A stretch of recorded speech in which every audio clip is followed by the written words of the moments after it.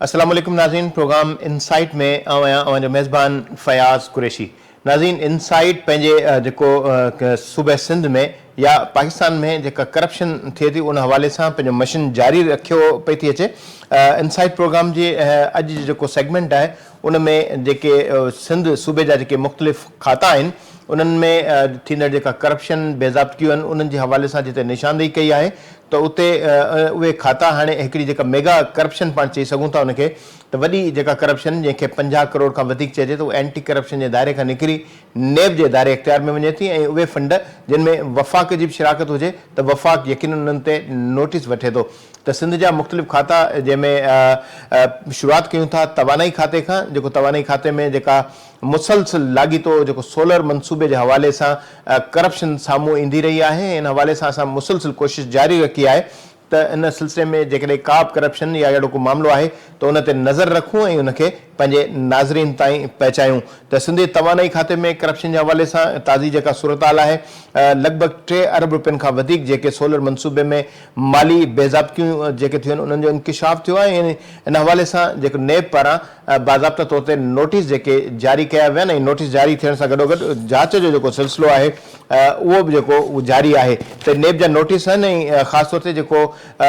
ग़रीब आवाम खे सस्ती बिजली ॾियण जे हवाले सां पाकिस्तान पीपल्स पार्टी जे चेयरमैन बिलावल भुट्टो ज़रदारी पंहिंजे इलेक्शन मंशूर में बि ऐलान कयो हुयो त आवाम खे 300 यूनिट ताईं जेका बिजली मुफ़्त ॾियण जे हवाले सां असां अॻिभराई करण जी कोशिशि कंदासीं ऐं इन हवाले सां मुख़्तलिफ़ जेके मनसूबा आहिनि उहे बि शुरू कया विया। त वॾी हिकिड़ी रक़म आहे सिंध जे आवाम जे टैक्स जे पैसे मां जेका निकिती आहे त उन में तवानाई खाते जे ऑफिसरनि जे ख़िलाफ़ जिते जांच शुरू थी आहे उते 21 मां रुगो 5 जेके कस्टम डिक्लेरेशन जेके आहिनि उहे क्लियर थियूं आहिनि। त यकीनन 16 जेके कस्टम डिक्लेरेशन उन जे हवाले सां जेका निशानी थी आहे त उहे जाली आहिनि। त इहे कीअं जाली आहिनि इन हवाले सां पंहिंजो पहिरियों पार्ट कयूं था ऐं असांजे प्रोग्राम में इन्वेस्टिगेशन सेल जेका आहे पंहिंजी रिपोर्ट जेका आहे उहा पंहिंजे नाज़रीन ताईं पहुचाई बि आहे ऐं जीएम खोखर असांजे प्रोग्राम जो महिमान बि आहे। जीएम तव्हांखे प्रोग्राम में भली करार कयूं था। नेब पारां सिंध जा मुख़्तलिफ़ खाता जेके आहिनि उहे राडार ते नज़र पिया था अचनि। कहिड़ा अहवाल आहिनि? तवानाई खातो जेको असां सम्झूं था त थर मां बिजली पैदा करे थो, हवा मां बिजली पैदा करे थो ऐं आवाम खे जेका सोलर जे ज़रिए मुफ़्त बिजली ॾियण वारे जेको मनसूबो आहे उन में किथां कीअं कहिड़े अंदाज़ सां करप्शन कई वई आहे? महिरबानी। बिल्कुलु फैज़ साहब, हीअ एनर्जी डिपार्टमेंट आहे जंहिंखे बिजली सिंधी में बिजली जो खातो चयो थो वञे। हिन हवाले सां असां अॻ में बि हिकिड़ो प्रोग्राम कयो फैज़ साहब ऐं उहा घटि में घटि 47 अरबनि जी हुई। हीअ उहा ई बिल्कुलु आहे ऐं उन प्रोग्राम खां पोइ हीअ नोटिस वरितो आहे एनर्जी खाते जे हवाले सां नेब ऐं हीअ नेब जो जेको ख़त आहे 3 दिसंबर 2025 यानी कि 2026 साल जो हिकिड़ो ॾींहं खां अॻु ही नोटिस आहे। हीअ नोटिस जेको आहे सिंध जे वॾे वज़ीर जे प्रिंसिपल सेक्रेटरी खे जेका आहे उहो मोकिलियो वियो आहे। उनखे हिदायत कई वई त लाॻापियल ऑफिसरनि ऐं अमले खे नेब सां जेके उनखे हिदायत कयो त नेब सां सहकार कनि। हीअ जेको ख़त मोकिलियो वियो इन में जेको आहे सोलर एनर्जी मनसूबे में करप्शन जी जांच जे हवाले सां आहे। नेब जो जेको अख़्तियार आहे उहो बिल्कुलु इन में वाज़े आहे छो त हीअ इन मनसूबे में वर्ल्ड बैंक ऐं सिंध गवर्नमेंट जो तमामु इन में घणो हिसो आहे। इन्हनि में जेके करप्शन जे इल्ज़ाम जेके ऑफिसर्स आहिनि फैज़ साहब, हीअ 2018 जो किसो आहे। उन खां वठी इनखे घटि मां घटि बि 7 साल गुज़री विया आहिनि ऐं हीअ जेकॾहिं तव्हांखे यादि हूंदो त इम्तियाज़ शेख साहब मिनिस्टर हुया, उन खां हीअ मनसूबो शुरू थियो आहे ऐं नासिर शाह साहब जे दौर में आहे। हाणे इहो तकिड़ो पंहिंजे नाज़रीन खे इहो ॿुधाईंदा हलूं त जॾहिं नेब नोटिस वरितो त वॾे वज़ीर इन जेका रथा हुई एनर्जी वारी सोलर वारी इनखे ख़तमु करे छॾियो आहे ऐं बाक़ाइदे सां इनखे काबीना खां मंज़ूरी बि वरिती वई आहे। ऐं हिन में जेके नेब जे जेकॾहिं असां वेंदासीं त उन में सरकारी फंडनि जी खुर्द बुर्द, ख़ज़ाने खे माली नुक़सानु, बेज़ाब्तियुनि जूं इन में शामिल आहिनि ऐं इन में वाज़े तौर ते जेके आहिनि सिंध हुकूमत खे हिदायत कयूं आहिनि त नेब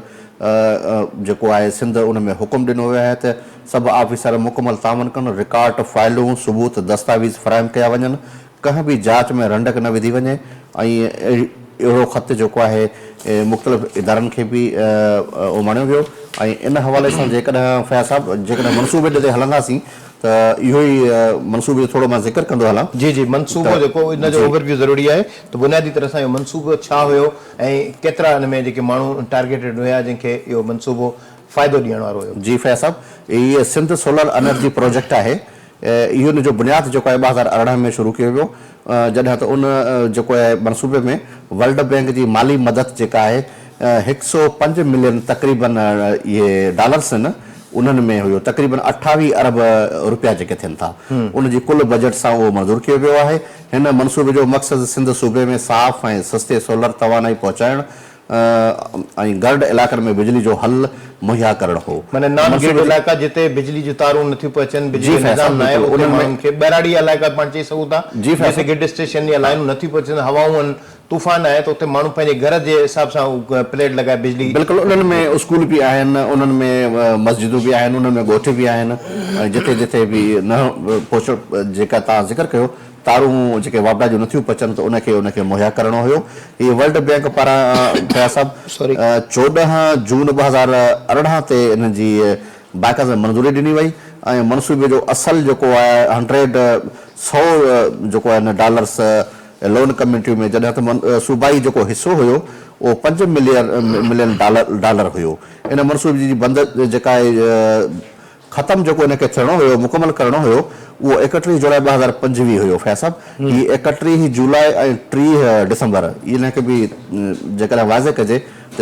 5 या 6 महीननि जो फ़र्क़ु आहे, पर हीअ मनसूबो मुकमल न थी सघियो। ऐं मुकमल छा न थियो, पर किथे ज़ाहिरी न आहे। ऐं इन हवाले सां ऑडिट में बि असां हिकिड़ो प्रोग्राम पंहिंजी नाज़रीन खे इन्वेस्टिगेशन सेल में बि करे चुका आहियूं, उहो मूंखे यादि आहे। ऐं इन हवाले सां जेकॾहिं असां अॻिते हलंदासीं त हिन प्रोग्राम में पाकिस्तान पीपल्स पार्टी जी जेका आहे फिलिंग शिप जेको आहे इंस्टीट्यूट तौर ते तरक़ी ॾिनी वई हुई, जंहिंजो मक़सदु ग़रीब ऑफ ग्रिड ख़ानदाननि खे सोलर तवानाई ॾियणु हो ऐं उहो PPP जे मंशूर जो अहम हिसो हुयो। इन जे हवाले सां फैज़ साहब जेकॾहिं अॻिते हलंदासीं त सोलर जेको आहे मेगावाट सोलर पार्क जेको तयारु करणो हुयो, जी फैज़ साहब, उन में हुयो ऐं डिस्ट्रीब्यूटेड जेको रूफ टॉप सोलर जेको मेगा सोलर सिस्टम ऐं इमारतनि ते लॻाइणा हुया। इन खां अलावा घरनि लाइ सोलर किट्स,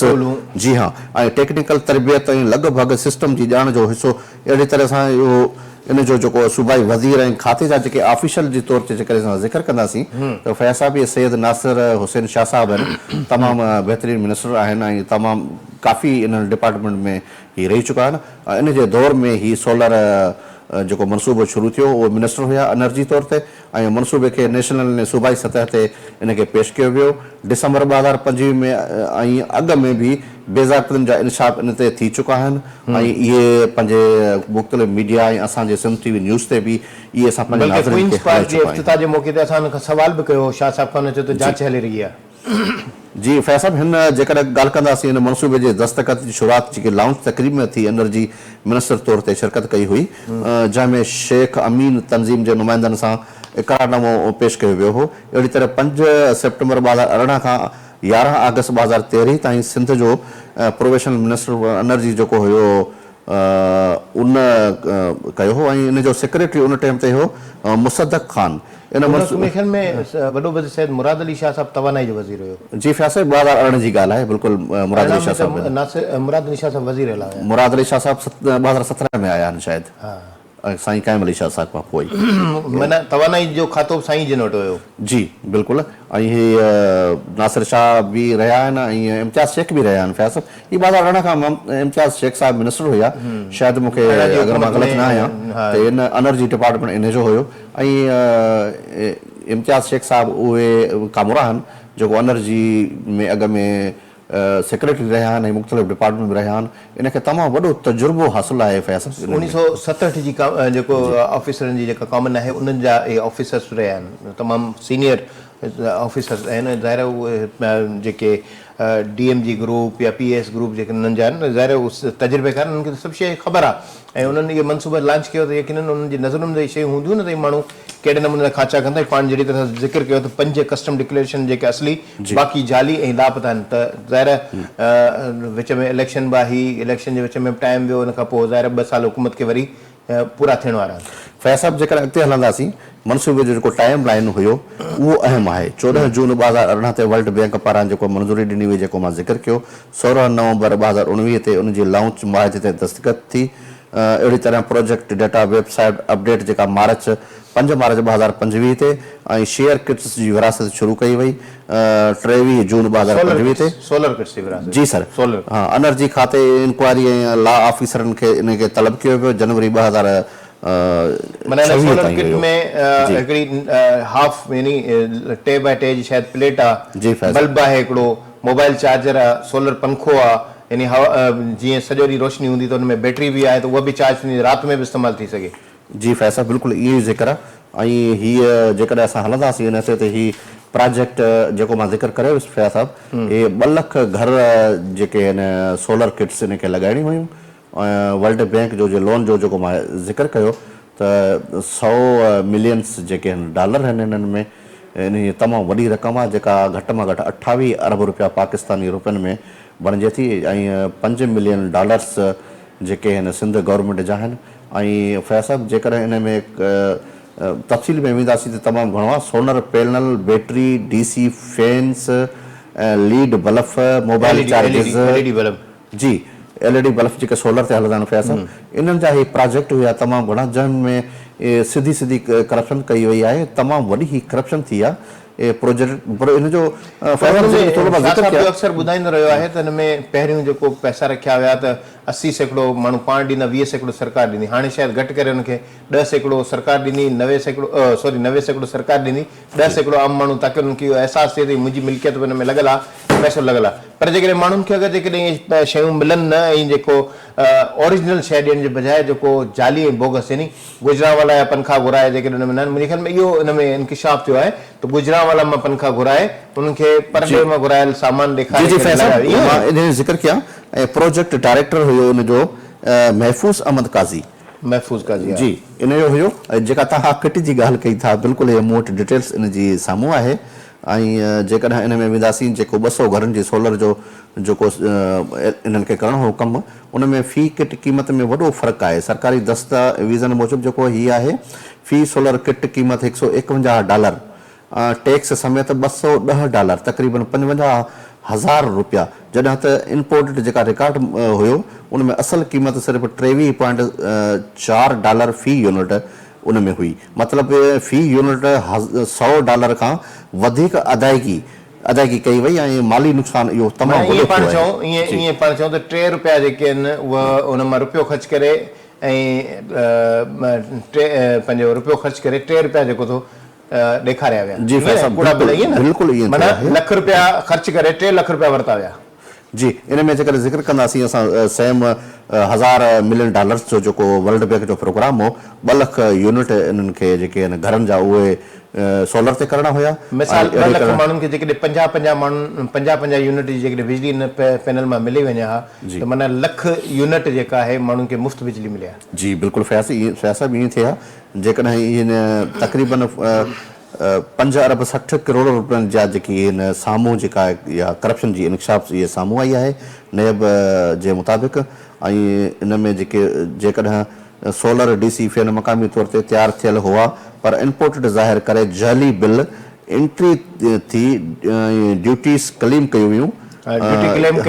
ॿुधायो वियो त असां टैक्स बि भरी आहे असां कस्टम टैक्स बि भरी आहे असां जेको जी फैसा हिन ते वॾो फ्रॉड आहे हीअ फैंस गुजरांवाला पंखा वठी वरी हिते ॾेखारिया वियो त असां ॿाहिरि खां इम्पोर्ट कया हा जी बिल्कुलु जेका तव्हां फैन जी ॻाल्हि कई हिन में ज़िक्र आहे इहे 25,300 फैंस ते क्लेम कयो वियो 12.7 करोड़ रुपया हिन ते ख़र्च थियो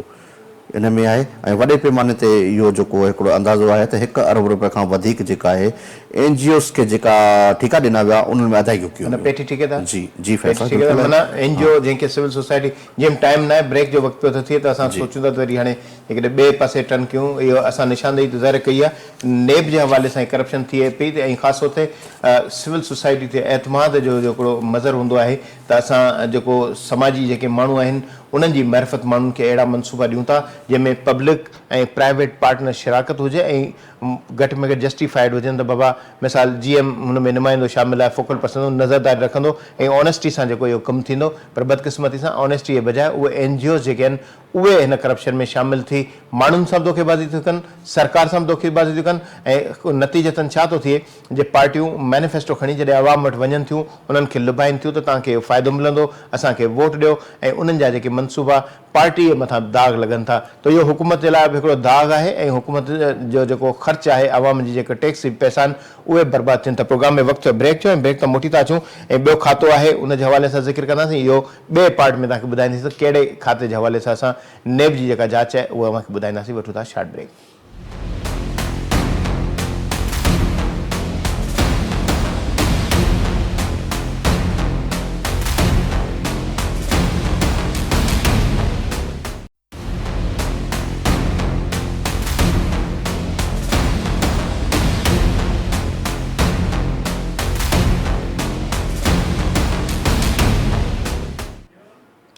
इनसाइट में ॿेर भलीकार ऐं रेडी रहिजो, तव्हांखे ॿुधायां थो। मुंहिंजो त ॿियो पार्ट जेको आहे उन में असां कहिड़े खाते जे हवाले सां ज़िक्र कंदासीं। उहो खातो आहे सिंध जो वर्कर वेलफेयर बोर्ड। उन खाते में 5.5 अरबनि जी जेका मुबैना जेका जाली टेंडर स्कैंडल जेको आहे उन ते जेको नेब जेको जांच करे असां उन ते मुख़्तलिफ़ प्रोग्राम करे बि चुका आहियूं। इन्वेस्टिगेशन जेका सेल आहे इन्वेस्टिगेशन जे हवाले सां रिपोर्ट जेका आहे डॉक्यूमेंट ते मुबनी बदल उहा असां न सिर्फ़ु नशर कई ऐं इब्तिदाई रिपोर्ट खां पोइ इन ते असां प्रोग्राम बि कयो ऐं जेके ख़ासि तौर ते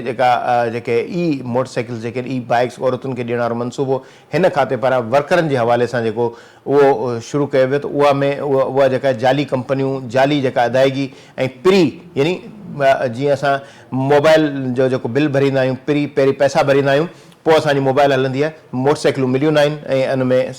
केतिरी रक़म जेको असां अरबे रुपयनि जी मद में जेका अदायगी करे छॾी। यानी मूं कंपनी ठाही ऐं पंहिंजे भाउ जे नाले सां ऐं पाण ई जेको वरी सेक्रेटरी तौर ते या वज़ीर जे तौर ते या खाते जो अमलदार हुजण जे नाते सां मूं पंहिंजो पाण खे पैसा घुमाए फिराए ॾिना। त इहे अहिड़े क़िस्म जा जेके स्कैंडल्स जेके आहिनि उहे वर्कर वेलफेयर बोर्ड जे खाते जे हवाले सां असां निशानदेही करे चुका आहियूं ऐं इन हवाले सां ही नेब जो जेको लेटर आहे उहो बि साम्हूं आहे। इहो इन में जेका जांच जो अमल जेको आहे उहो जारी आहे। स्क्रोल ते बि लेटर हले थो ऐं बिना इश्तिहार ऐं गैर क़ानूनी तरीक़े सां टेंडर कया जारी करण जो इंकिशाफ साम्हूं थियो आहे ऐं सरकारी वेबसाइट ते बि इन हवाले सां टेंडर जा तफ़सील न त मुयसरु हुया बल्कि मूं ज़िक्र कयो त रिश्तेदार मनपसंद जेके माण्हू आहिनि उन्हनि जे नाले ते कंपनी ठाहे ठीकु न विया। त इन हवाले सां जीअं पाण पहिरीं मुंहिंजे ख्याल में रिपोर्ट हलाई आहे ऐं इन ते प्रोग्राम बि कयो आहे। ही नेब हिन मामले जी जांच करे थी। इन हवाले सां कहिड़ी अख़बाराई आहे, कहिड़ो अपडेट तव्हां वटि आहे हिन हवाले सां? जी फैज़ साहब, बिल्कुलु ही वर्कर वेलफेयर बोर्ड जेको आहे असां अॻ में हिकु ॿ प्रोग्राम बि करे चुका आहियूं ऐं काफ़ी इन्हनि जो असां इन्वेस्टिगेशन सेल में पंहिंजो ख़बरूं बि हलाए चुका आहियूं। इन में बोर्ड में जेके हिन वर्कर्स आहिनि इन में फैक्ट्रियुनि मां जेके हिन जो परसेंटेज रखियलु हूंदो आहे इन्हनि जी पघारनि मां पैसा कटे इन्हनि में फंड वर्कर वेलफेयर जेको बोर्ड आहे इन में फंडिंग थींदी आहे ऐं इन में करोड़ न पर अरबे रुपया इन में जमा थींदा आहिनि। उन्हनि जा पंहिंजा पैसा आहिनि मज़दूरनि जा ऐं उन्हनि जी शादी आहे, तालीम आहे, सिहत आहे, इहे उन्हनि ते ऐं रिहाइश आहे उन्हनि ते ख़र्च थींदा आहिनि ऐं तमामु सिंध हुकूमत जा वॾा वॾा मनसूबा आहिनि। फैज़ साहब, कराची में वञो फ्लैटुनि जूं जेके 700 खां वधीक फ्लैटूं आहिनि, वरी तव्हां अहिड़ी तरह लाड़काने में वञो, सखर में वञो, हैदराबाद में वञो, काफ़ी ज़िलनि में इन्हनि जा मनसूबा आहिनि ऐं पैसो ई गवर्नमेंट जो न आहे, हीउ पैसो उन्हनि मज़दूरनि जो आहे। इहे पैसा मुंहिंजे ख्याल में वफ़ाक़ जे तहवील में बि हुया या अदालत? जी फैज़ साहब, इहो अदालत में अञा हिकिड़ो मामलो हले पियो। हुकूमत बार बार इन ते आवाज़ बि उथारींदी रही आहे। मुंहिंजे ख्याल में 200 अरब खां वधीक। जी फैज़ साहब, बिल्कुलु 200 खां वधीक वर्करनि जी जीअं मिसाल पाण सरकारी मुलाज़िम हूंदो आहे हुनजी GP फंड कटौती थींदी आहे, पोइ आख़िर में रिटायर थींदा आहिनि, पेंशन मिलंदी आहे। वर्कर उहे आहिनि जिन मज़दूरी कंदे माना कंहिं मज़दूर खे 1500 2000 1000 मज़दूरी लॻे थी कारखाने में, त कारखाने वारा उनजी पघार मां कटौती करे सरकार जी जेको बोर्ड आहे वर्कर वेलफेयर बोर्ड उन में जमा कराईंदा आहिनि। जी, ऐं उनखे चवंदा आहिनि त हीउ तव्हांजे भलाई जे लाइ फंड जेको आहे असां महफ़ूज़ रखूं पिया, पर उन उहा करप्शन जे जेके कामूरा जिन जे मथां अमीन हुजण जो दर्स आहे त उहो अमीन आहिनि ऐं उन्हनि खे लखनि में पघारूं मिलंदियूं आहिनि। वर्करनि जा जेके सवन में जेके रुपया जेके उहो उन्हनि ते हुननि जो जेको दाड़े वारो जेको 50,000 खां मथे जेके आहिनि इहे मेंबर मजदूर रजिस्टर थियल आहिनि। बेचारा ज़िक्र बेचारा बिल्कुलु कारखाननि में मशीनुनि में अची सड़ी वेंदा आहिनि ऐं हो पोरियो कंदा आहिनि त असांजी सनत जो फीथो हलंदो, मुल्क जी तरक़ी थींदी आहे। जी फैज़ साहब ज़िक्र कंदासीं 21 जनवरी 2025 ते इहो तमामु थोरा ॾींहं आहिनि जेको नेब इन खे नोटिस तकिड़ो नोटिस आहे मोकिले पई सिंध असेंबली खे त हिन में इन जे करे सिंध असेंबली खे डायरेक्ट मोकिलियो वियो त उते MPS इन शाहिद थईम उहो मिनिस्टर हुयो लेबर जो, ऐं लेबर जो मिनिस्टर जेको आहे चङो मुड़ुसु हूंदो आहे वेलकर वेलफेयर बोर्ड जो। अब्दुल सलाम थईम साहब पाकिस्तान पीपल्स पार्टी वॾो नालो हुयो जी, ऐं जियालो इहो मुंहिंजा हुयो ऐं पुटु- इहो मुंहिंजो मुश्किल पुटु आहे। तकलीफ़ जी। जे वक़्त में पीपल्स पार्टी साथ में ऐं उनजो पुटु वज़ीर थियो त उन जे मथां इहे दाग़ आया। जी फैज़ साहब बिल्कुलु ही वेलकर वेलफेयर बोर्ड जी जेके असां ज़िक्र कयोसीं लेबर खाते मातहत 5 अरब 50 करोड़ जेके आहिनि इन्हनि जी जाली टेंडर स्कैंडल ते नेब जेका जांच शुरू कई आहे। इन में सूबाई वज़ीर आहिनि जेको मां ज़िक्र कयो, सेक्रेटरी ऑफिसर आहिनि, उन्हनि जे तस्दीक लाइ 60 ॾींहं जी मोहलत। कुरैशी साहब हुया न जी फैज़ साहब में बाक़त सां इन्हनि नेब जेको नोटिस में आहे जंहिंमें हिकिड़ी अख़बार मुंहिंजे ख्याल में ताज़ो थी आहे रफ़ीक साहब खे लोकल गवर्नमेंट जो सेक्रेटरी मुक़ररु कयो वियो, वरी हिन जांच वारे मामले जे ज़रिए त उनखे हटाइण जो सबबु न थियो, लोकल गवर्नमेंट मां हटाया विया। फैज़ साहब इन नेब नोटिस खां अॻु में हिनखे हटायो वियो आहे। मतिलबु माना इंटीमेशन हूंदो न जी बाबा हे मामला जेके तव्हां उन्हनि माण्हुनि खे सही कयो, माना ग़लतियूं जंहिंजूं आहिनि जेको बिल्कुलु सही पिया चओ। करप्शन में जिन जे मथां इल्ज़ाम आहे पहिरीं उनखे हटायो ताकी असां जांच करे सघूं। जी बिल्कुलु सही पिया चओ। जी पुलिस खे सभु ख़बर हूंदी आहे, अहिड़े तरीक़े सां हिनखे बि ख़बर हूंदी आहे। मां ज़िक्र कयो नेब जो ई नेब जो नोटिस आहे। इन में नेब पारां जेका शिकायत कई वई आहे जंहिं में अहम शख़्सियतूं नामज़द कयूं वियूं आहिनि, उन्हनि में सूबाई वज़ीर जेको लेबर हुयो अॻूणो शाहिद थईम आहे, रफ़ीक कुरैशी जेको सेक्रेटरी लेबर आहे ऐं वर्कर वेलफेयर बोर्ड जो चङो मुड़ुसु आहे, अहिड़ी तरह डायरेक्टर इंजीनियर आहे मुज़फ़र शाह ऐं ॿिया जेके आहिनि अमलदार हिन में शामिल आहिनि। उन्हनि में जेके आहिनि अहम इल्ज़ाम आहिनि इनकशाफ ऐं जाली टेंडर स्कैंडल जेके असां ज़िक्र कयोसीं 5 अरब 50 करोड़ इन्हनि जे मथां आहिनि ऐं लेबर होम्स स्कूलनि जी तामीर मरमत लाइ जेके जारी थींदड़ फंड आहिनि उनखां अलावा जेके हिन सेपरा वेबसाइट ते अपलोड न कयो वियो उन्हनि खे ऐं 2 जाली अख़बारनि में इश्तिहार ॾिना विया। रिकॉर्ड मूजिबि ही नेब जो चवणु आहे जेको नोटिफिकेशन असांजे हथ में आहे। रिकॉर्ड मूजिबि 20 मार्च 2025 ते हिकिड़ी सिंधी अख़बार आहे उन में इश्तिहार ॾेखारियो वियो। हक़ीक़त में उहो इश्तिहार उन अख़बार में शाया ई कोन थी वियो। यानी अख़बार जेको डुप्लीकेट कापी छापे करे जी जमा कराई वई ऐं अवाम ताईं उहो टेंडर न पहुतो आहे। न फैज़ साहब उहो अख़बार में छापियो ई कोन वियो। अच्छा ज़िक्र कयो वियो न अख़बार मां खणी ही रखंदा आहिनि हिकिड़ी वॾी हिकिड़ी माफ़िया आहे। इन ते असां हिकिड़ो अलॻि प्रोग्राम कंदासीं। हीअ इश्तिहार खणी अख़बार खणी उहो कॉपी पेस्ट करे वरी रखी छॾींदा आहिनि त अख़बार में ज़िक्र ई कोन्हे, न ई अख़बार खे का अदायगी थी आहे, मालिकनि खे ख़बर ई न आहे। जी बिल्कुलु ख़बर हूंदी आहे। 19 मार्च 2025 ते हिकु डमी अख़बार ॿी हुई, उनजो ज़िक्र थियल आहे त उन में जेको आहे इन जो शाया करण जो बि इन में इल्ज़ाम आहे जेके इन हया आहिनि ऐं सेपरा रूल्स जो जेको असां ज़िक्र कयोसीं 2013 ते। अहिड़ी तरह 2 मिलियन खां मथे टेंडर्स जेके आहिनि घटि में घटि 6 वॾनि अख़बारनि में इश्तिहार लाज़मी हूंदा आहिनि फैज़ साहब, तव्हांखे ख़बर आहे, जंहिंमें अंग्रेज़ी सिंधी उर्दू जेके आहिनि मशहूरु अख़बारूं उन में ॼणनि उनजी भॼकड़ी कई वई। अहिड़ी तरह मनपसंदि कंपनियुनि खे जेको आहे यानी कि पंहिंजा अज़ीज़ दोस्तनि खे उनखे नवाज़ियो वियो। जेके इल्ज़ाम आहिनि जेके सेक्रेटरी रफ़ीक कुरैशी ऐं इन जे रिश्तेदारनि जी मिल्कियत हुई बग़ैर कम जे 50 करोड़ यानी कि 500 मिलियन रुपया जेके वसूल कया विया ऐं बिना कम जे अरबें अदायगियूं कयूं वियूं। टेंडर बिना थियण खां 60 ॾींहं अंदरि जेको आहे इन्हनि जो लाज़मी हूंदो आहे इनखे छापणु ऐं 1.5 अरब रुपया जारी कया विया। अहिड़ी फील्ड ते कमु जेको हुयो फयाज़ साहब नेब जो ज़िक्र आहे त सिफ़र आहे, को बि कमु न आहे। माना ग्राउंड रियलिटी आहे त उते कुझु बि न आहे। जहिड़ी तरह सां जीएम साहब नालो वरितो था ऐं इन ॻाल्हि ते इहो इन ॻाल्हि ते ऑथेंटिकेशन बि करणु चाहींदुसि, छाकाणि जो असां बिना कंहिं सबब जे कंहिंजो नालो वठणु मुनासिबु न हूंदो आहे। हिन में लिखियलु आहे control by the relevant of secretary worker welfare board WWB Sindh, namely Rafiq Qureshi, the said firm has received 500 million without 5.5 verified ना 500 million हमें लिखियल confidential इन खां अलावा उन में ॿिया बि जेके आहिनि उनमें within 60 days of tender during more than 1.25 billion has been released to selected contractors without physical verification. No actual field work has been conducted till date in में सॼो डिटेल आहे नंढड़ा अखरनि थोरो नज़र जो मसइलो पए थो त इहे सभु मुरा इहे शयूं लिखियल आहिनि असां फैक्ट जी बुनियाद ते ॻाल्हि कयूं था हीउ नेब जो लेटर आहे जंहिंमें समूरो तस्करो आहे असांजी न कंहिंसां दुश्मनी आहे पर ज़ाहिर आवाम जो पैसो आहे त असां हिन ते आवाम जा ॾाढो इहो केस रखंदासीं त केरु हिन में मुलवस आहे जेकॾहिं मुंहिंजी जेकॾहिं ज़ाती इन में इन्वॉल्वमेंट आहे त मूंखे बि इन मामले में साम्हूं अचणु घुरिजे त मूं करप्शन खे त जवाबु ॾियां त इहे अमलदार इहे जेकॾहिं पॉलिटिशियन्स जेकॾहिं ज़िम्मेदार आहिनि त उन्हनि खे जवाबु ॾे थियणो पवंदो जीअं तव्हां ज़िक्र थिए कयो हाँ जी फैज़ साहब जेकॾहिं इन में नेब जो ज़िक्र कंदासीं त उन में प्रोटोकॉल खे नज़रअंदाज़ कयो वियो कानून जेके आहिनि तमामु टोड़िया विया जेके बि रूल्स आहिनि आइन आहे उनखे टोड़िया विया परी बट जेके शफ़ाफ़ियत उन में मौजूदु न हुई हिकु कंपनी जी अदायगी जेका ज़िक्र करे वियासीं 50 करोड़ हुई फैज़ साहब इन में इब्तिदाई रिपोर्ट जेका आहे इन नेब जेका आहे 60 ॾींहंनि जे अंदरि जमा कराइण जो हिदायत कई वई जंहिंमें रिकॉर्ड में दस्तावेज़ इन्हनि घुरिया आहिनि ऐं ॿी सूरत में जेके आहे नेब जेको आहे इन ख़बरदार कयो आहे त असां इन कार्रवाई खे तमामु तेज़ कंदासीं फैज़ साहब हीअ आहे नेब जो ज़िक्र थियल नोटिस में जेकॾहिं असां हीअ तफ़सील में वेंदासीं त हीअ वेलफेयर जो जेको आहे लेबर डिपार्टमेंट इन में 2010 खां 2026 ताईं जेके हिन मुख़्तलिफ़ ज़राए खां जेके मूं वटि रिपोर्ट्स आहिनि उन में बेज़ाब्तनि जा वारा जेके मनसूबा आहिनि उन जा इल्ज़ाम जेके आहिनि अङ खरनि मूं वटि सफ़ा क्लियर आहिनि त 2010 खां जेको आहे सिंध वेलफेयर बोर्ड जे 2010-2026 ताईं 2010 में शादी ग्रांट फंड स्कैंडल 160 मिलियन जो जेको इहो साम्हूं आयो हुयो अक्टूबर 2010 में उनजी रक़म जेका तक़रीबन जेका मूं ज़िक्र करे वियुसि 160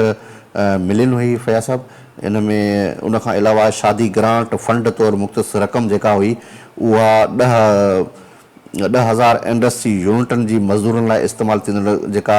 घुरबी हुई हक़ीक़त में उहा फ़क़ति 98 यूनिटनि जे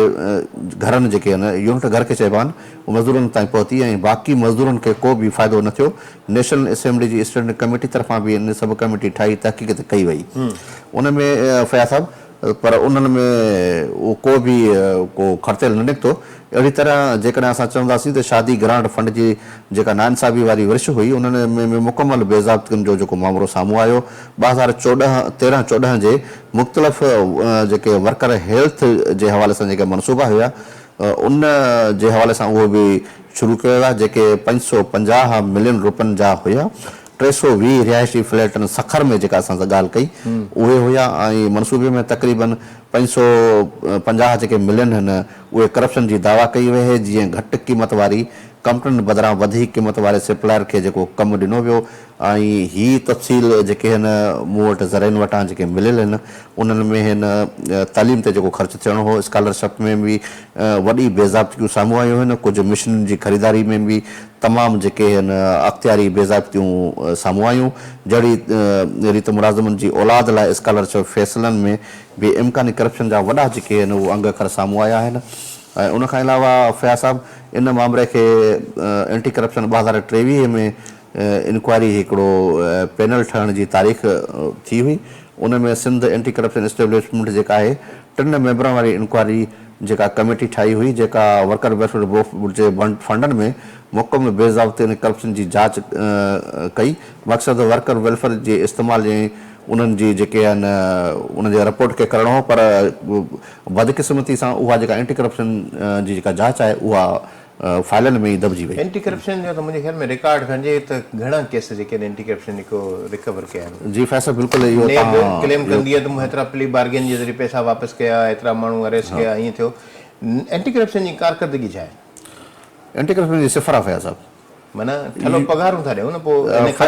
तव्हां हैरान थींदव त इन ते असां नेक्स्ट टाइम वरी हिकु बार असां प्रोग्राम कया आहिनि इन्हनि ते ऐं नेब ते जीअं तव्हां ज़िक्र कयो त इन जी रिपोर्ट खां वठिजे त तव्हां हिन टाइम ताईं केतिरा जेके आहिनि तव्हां हिन केस हल कया आहिनि ऐं केतिरा जांच हेठि आहिनि ऐं केतिरा जेके आहिनि रिपोर्टूं तव्हां साइड ते दॿे छॾियूं आहिनि मूंखे हिकिड़ो एंटी करप्शन जो अहम जेको आहे कमरो आहे उन सां हमेशह कचहरी थींदी रहंदी आहे नालो वठणु बहितर न आहे उन अफ़सोस जो ऐं मायूसी जो इज़हार मूंसां कयो ऐं उन चयो त जेकॾहिं सियासी थोरी मुदाख़लत असां वटि न हुजे त असां थोरो घणो बहितर कमु करे सघूं था लेकिन सियासी मुदाख़लत आहे उनजे करे असां वॾनि केसनि में हथ नथा विझी सघूं ऐं उहे साइड ते करणा पवनि था माना जेको घणो माल खाई वियो उहो उन में असांखे पर ताक़त आहे कोन जो उॾामी सघनि जी फैसल बिल्कुलु फैसल जेकॾहिं हलंदासीं असीं स्टेप बाय स्टेप ते बस हाणे कंक्लूड कयो, टाइम उॾामी वियो अथव। जी फैसल बिल्कुलु 2025 जी टेंडर स्कैंडल में जेका असां ज़िक्र करे वियासीं, अहिड़े तरीक़े सां इन में जेके मनपैड ब्रांड अरब रुपयनि खां वधीक रक़म मनपसंद कंपनियुनि खे जेका असां ज़िक्र करे वियासीं उन्हनि जो हुयो। ऐं इन जेकॾहिं असां ॾिसंदासीं त इन हवाले सां वर्कर वेलफेयर बोर्ड में सखर में जेको सखर हाई कोर्ट में केस पियो हले। इन में जेके वधीक तफ़सील मूं वटि मौजूदु आहिनि, लेकिन टाइम न आहे त असां इन खे साम्हूं खणी अचूं। समूरो खातो जेको आहे उन में करप्शन जो जेको ॼार विछायो पियो आहे। जी फैज़ साहब, लाड़काणे में वञो, शादी जे जेके फंडनि में वञो, ऐं फोती जेके आहिनि उन्हनि में जेकॾहिं असां मुकमल हिकिड़ो प्रोग्राम बि कयोसीं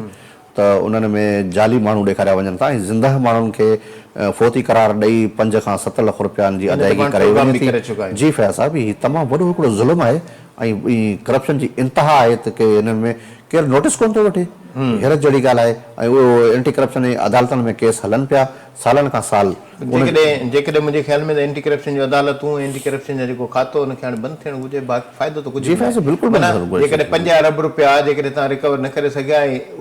इज़ाफ़ी जेको 5 अरब रुपया तव्हां ख़र्च रुगो करे छॾियो पघारुनि ते, अलाउंसिस, खां बहितर हर माण्हू खे तव्हां लख रुपया ॾेई छॾियो त बाबा तूं बेरोज़गार आहीं त घटि में घटि सरकार तोखे पैसा ॾिए थी त वञी पंहिंजो घरु हलाए गुज़र बसर कर। ईअं त सौ सुबुह तो त इहे त माना ज़्यादती आहे न। माना एंटी करप्शन जेका आहे उहा करप्शन जे ख़तमु करण जे बजाए करप्शन जो जेको ॼार जेको उनखे मज़बूत थी करे ताक़त न आहे, जेको ताक़त इस्तेमालु करे त उहो वीचारो घर बेड़ो थियो। जी, हिते मां थोरी तजवीज़ इहा ॾींदुसि पंहिंजे तरफ़ां त इन एंटी करप्शन खे ख़तमु कयो वञे। हिनखे जीअं ॾिसो न, CM साहिबु चवंदो आहे या को बि मिनिस्टर चवंदो आहे कि कंहिं बि मनसूबे में करप्शन थींदी आहे त उनखे थर्ड पार्टी जो ज़िक्र कयो वेंदो आहे, या का बि कमेटी ठाहिबी आहे त उनखे थर्ड पार्टी जो ज़िक्र कबी आहे। तव्हां हिन एंटी करप्शन आहे हीअ तव्हांजे मातहत आहे, इनखे तव्हां थर्ड पार्टी में छो नथा विझो? जीअं अक्सर वाक़िया थींदा त जुडिशियल इंक्वायरी कंदा इन करणु घुरिजे, आज़ादु माण्हू हुजे। सही। नाज़रीन, ॿ अॼु जेके खाता आहिनि उन्हनि ते पाण ज़िक्र कयोसीं। जेको करप्शन खां पोइ ज़ाहिर नेब उन ते तारीख़ वरितो आहे। नेब ज़ाहिर हुकूमत जे मातहत आहे, एंटी करप्शन हुकूमत जे मातहत आहे। ऐं मुंहिंजे ख़्याल में सिर्फ़ु रुगो इहो आहे जो पघारूं उन्हनि खे हाईफाई, उन्हनि खे ऑफिसूं, उन्हनि जे मथां अरबों रुपया ख़र्च, बिजली जा बिल, ऐं हिन खां पोइ अलाउंसिस, पेट्रोल, गाॾियूं, समूरियूं मराहतूं ॾियण खां पोइ बि जेकॾहिं हिसाबु कजे, उर्दू में हिकिड़ो जुमिलो थींदो आहे, डाक के वही 3 पात, माना 100 जूं टंगूं 3, चौथी 6 न हिसाब बराबरि लॻो। हिकिड़ो मिंट मां थोरो वठंदुसि हिते। रफ़ीक कुरैशी सेक्रेटरी साहिबु रहियो हुया ऐं हिन में इंश्योरेंस जी मद में जेका हिनखे करणी 7 अरब रुपए जो ॾाढो, जी हा, ॾाढो हिन में सिंध में सिंध इंश्योरेंस, सिंध बैंक सां लॻा पियल आहे। जी, ऐं फैज़ साहिब हिन हिकिड़ो जेको ज़राइनि मूंखे ॿुधायो आहे त इन जो क्लिफ्टन में हिकिड़ो बंगलो हुयो, वर्कर वेलफेयर जे मज़दूरनि जे नाले से उन ख़रीद कयो ऐं उन सेक्रेटरी साहिब जो अज़ीज़ जो हो या पंहिंजो हो, इहो तस्दीक असांखे बाक़ी करणी आहे। उन में उहो बंगलो जेको इन ख़रीद कयो हो, उनजी ओपन मार्केट जेका हुई हिन टाइम ते बि 3 खां 4 करोड़ रुपया हुई, पर हिन 25 करोड़ में उहो फ़रोख़्त कयो। हलो 10 करोड़ रखो तॾहिं त 15 करोड़ कंहिंजा आहिनि, सरकार आहिनि, पंहिंजे आवाम जा। जी, उहो बि उन में ज़िक्र करणु लाज़िमी हो त उहो नेब इनखे बि ॾिसे पई, इनखे बि ॾिसे पई। नाज़रीन, हाणे इहो ज़ाहिर आवाम फ़ैसिलो करे सघे थो ऐं हुकूमत जा जेके बाइख्तियार जेके ज़िम्मेदार आहिनि उन्हनि खे इहो फ़ैसिलो करणो पवंदो त आवाम जी जेका रक़म, आवाम जे भले जा जेके कम आहिनि उहे उन्हनि जे लाइ फ़ैज़याब थींदा या रुगो करप्शन कंदड़ जेके माण्हू आहिनि उन्हनि खे फ़ैज़याब कंदा। जेकॾहिं ईअं न त पोइ मंशूर ते अमल ॾाढो ॾुखियो थींदो। मुस्तक़बिल में जेकॾहिं वोट ते यकीन आहे त आवाम एहतिसाब कंदो ऐं आवाम जा नुमाइंदा आवाम जे ॾाढो जवाबदेह आहिनि, उन्हनि खे जवाबु ॾियणो पवंदो त हीअ करप्शन जेका थी आहे अॼु नेब ताईं पहुती आहे त तव्हां इनखे पहिरियों ज़ाब्तो छो न आंदो। पब्लिक अकाउंट कमेटी जॾहिं उन में हिसाब किताब पूरा न थींदा आहिनि त ॻाल्हि कई वेंदी आहे बेज़ाब्तगी, करप्शन न बेज़ाब्तगी, यानी बिल जमा न कराया विया। हीअ जेका निशानदेही थिए थी त हिनखे क्लियर करणो पवंदो, न त आवाम जेका आहे नाराज़ थींदो त पोइ ज़ाहिर वोट मिलणु ॾाढो ॾुखियो थींदो। प्रोग्राम जो वक़्तु पुॼाणी त पए थो, इजाज़त ॾींदा, अला भाई।